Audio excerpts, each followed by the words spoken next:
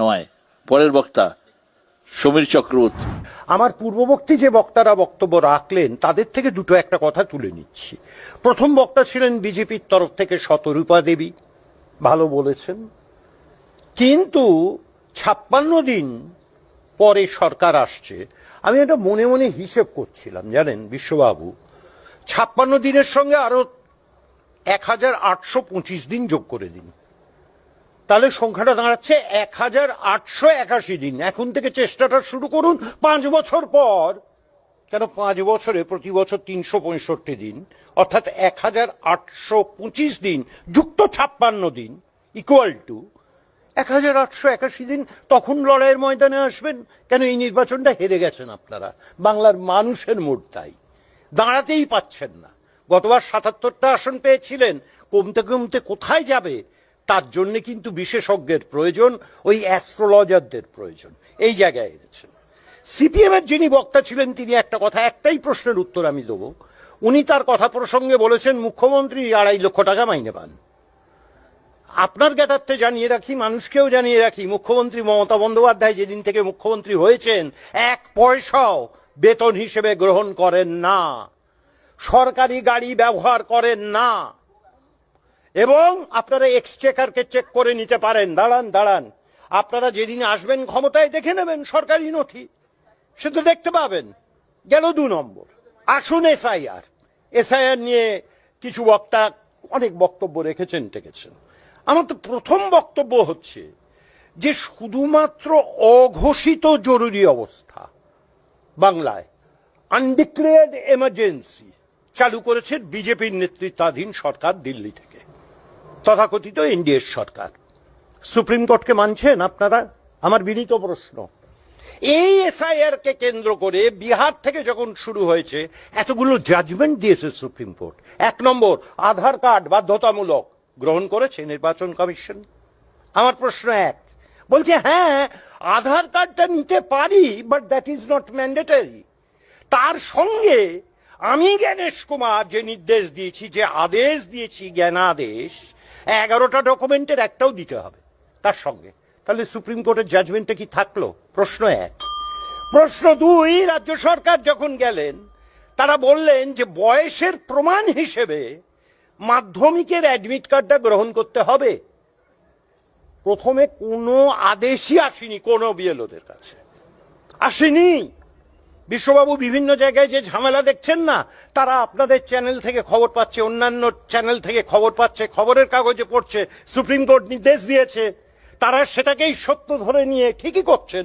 তারা যখন পৌঁছচ্ছেন ওই যে লজিক্যাল ডিসক্রিপিয়েন্সি না কি যেন একটা, 1,36,00,000 মানুষকে দাঁড় করিয়েছেন লাইনে, তারা যখন সেই ডকুমেন্টগুলো নিয়ে পৌঁছচ্ছেন তারা বলছেন জ্ঞানাদেশের আদেশ আসেনি, গ্রহণ করা যাবে না। তার মানেটা কি? সোজাসুজি মানুষের রায় জিতবো না, বিজেপির নির্দেশে সরাসরি বলছি অমিত শাহের চাকর জ্ঞানেশ কুমারকে দিয়ে ভোটার তালিকায় নাম কেটে দাও, একেবারে নির্দ্বিধায় নির্বিচারে।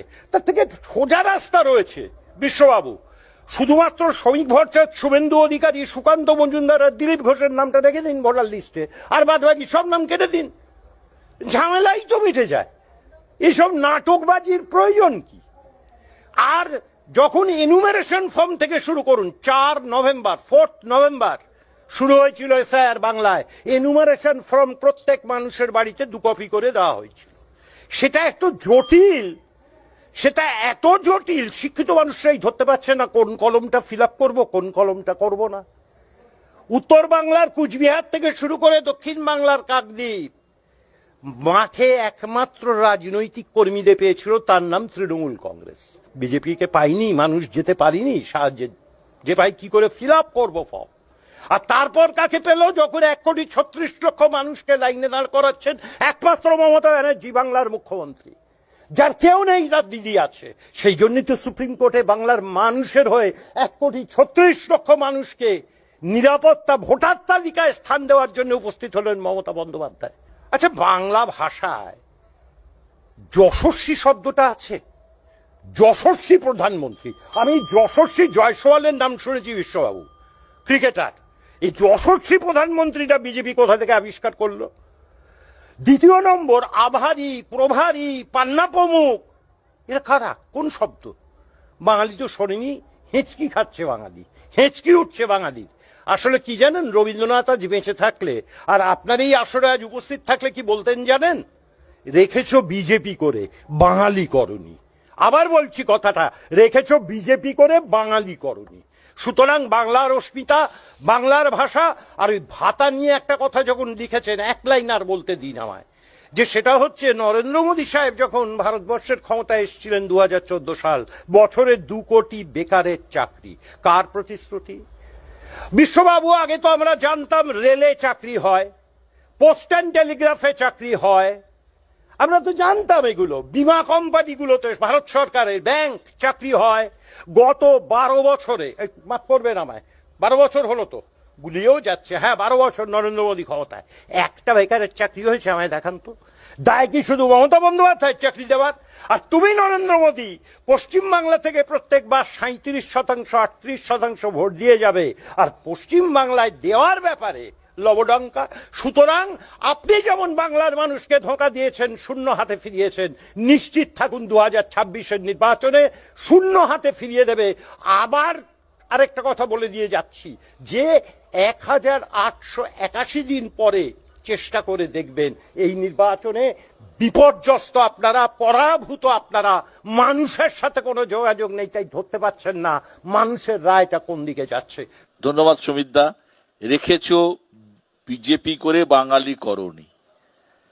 তৃণমূল কংগ্রেস যে ফের বাঙালি অস্মিতাকেই তাদের অস্ত্র করবে।